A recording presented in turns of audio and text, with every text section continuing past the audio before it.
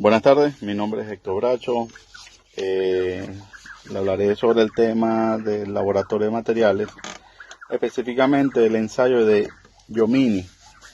El ensayo de Jomini, también conocido como el método de Jomini, es el procedimiento estándar para determinar la templabilidad.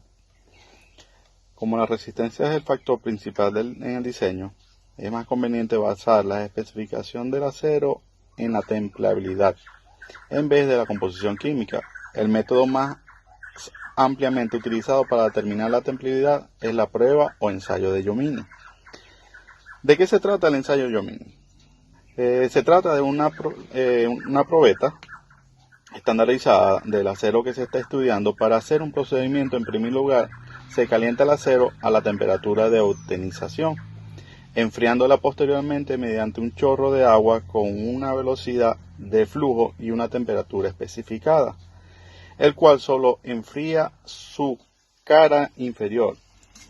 Dicha cara actúa sobre la superficie templante e enfría la probeta de forma longitudinal hacia el extremo superior, solo por conducción, apareciendo un gradiente de velocidades de enfriamiento desde la máxima velocidad en el extremo de templado a la mínima en el extremo superior.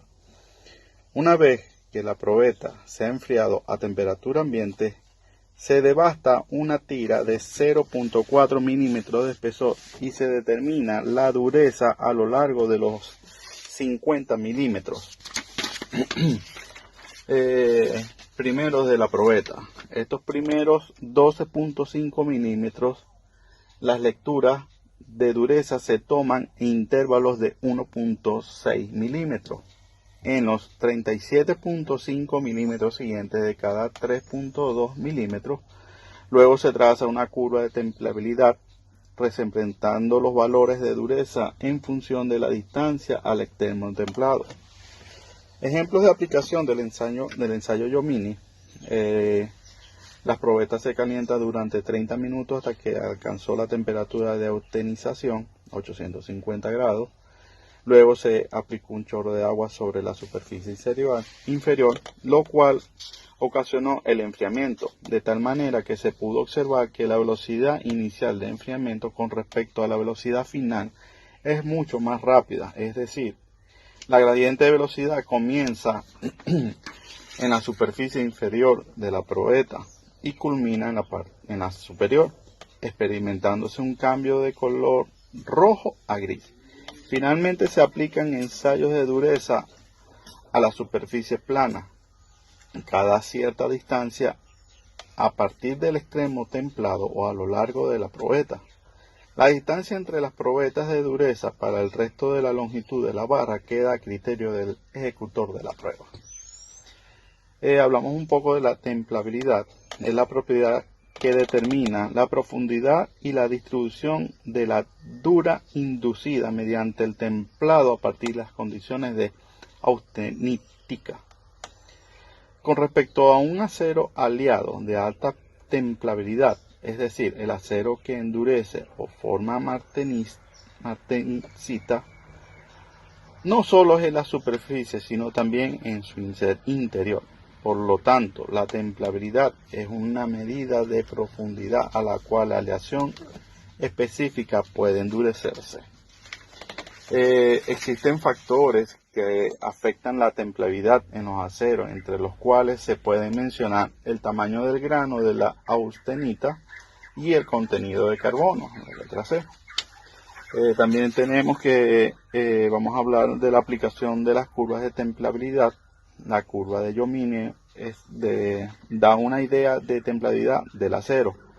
Un acero más templable cuando menor sea la caída de la dureza en la medida que se alejan los extremos enfriados. Cada aleación tiene su banda particular de templabilidad, es decir, la templabilidad aumenta en función de contenido de carbono, o sea, pero es muy importante el elemento aliante que acompaña al acero. Los aceros de molibdeno son mucho más templables que los aceros al carbono.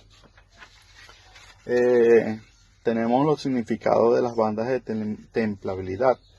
Las bandas de templabilidad son aquellas curvas en las cuales se reflejan la máxima y la mínima templabilidad, que limita unas zonas a las cuales dentro de estas están situadas las curvas de Jomini del acero. Para muchos casos sustituyen determinadas especificaciones de composición química. Entonces, tenemos la aplicación de curvas en las secciones de materiales, la presentación gráfica de los valores de dureza HCR respecto a la distancia X proporcionará un tipo de curva característica que indicará la profundidad del temple del material, es decir, hasta qué distancia desde el punto de incidencia del chorro de agua ha habido transformación mantencítica. La región que haya sufrido dicha transformación presentará valores de dureza muy superiores a los del material de origen. La medida de templabilidad de un acero vendrá determinada por la forma de la curva, ya que cuanto más desplazado hacia la derecha se halla el punto de inflexión, mayores valores de X. Tanto más podrá penetrar el temple en el material. Esta tabla de enfriamiento, en función de la distancia de cada punto de la generatriz al extremo templado, puede obtenerse gráficamente. Hay varios ejemplos que voy a presentar en las diapositivas de la presentación. Es todo lo que tengo hasta ahora. Muchas gracias por su atención.